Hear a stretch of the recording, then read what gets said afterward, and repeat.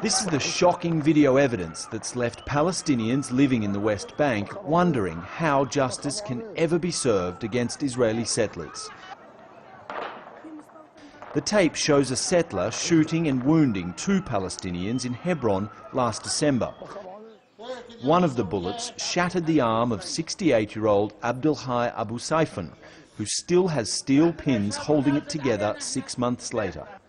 He says the pain is made worse by news that the man who shot him, 51-year-old Ze'ev Browder, is now free after the prosecution dropped all charges. If he were Arab and threw just a stone, he'd be jailed for 2 to 3 years.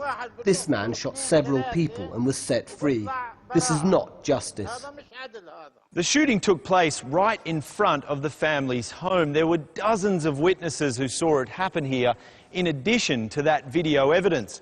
But the prosecution dropped the case because some extra evidence it was planning to produce was considered classified and could harm Israel's security. Nobody knows what the classified evidence was, but Browder's lawyer says it could have helped prove his client was shooting in self-defense. He says after watching the video 40 times, the settler is actually the victim. When he was already on the ground, they go on smashing his head with rocks. When you check it very slowly, you see that he's the victim, and they are the ones who should be charged.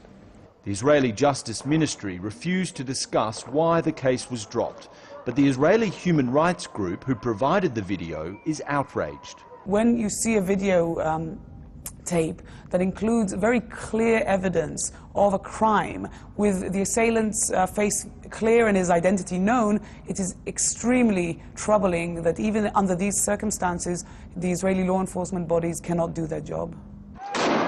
The shooting was the most violent of a series of revenge attacks against Palestinians following a court-ordered eviction of a group of Jewish settlers occupying a disputed house in Hebron.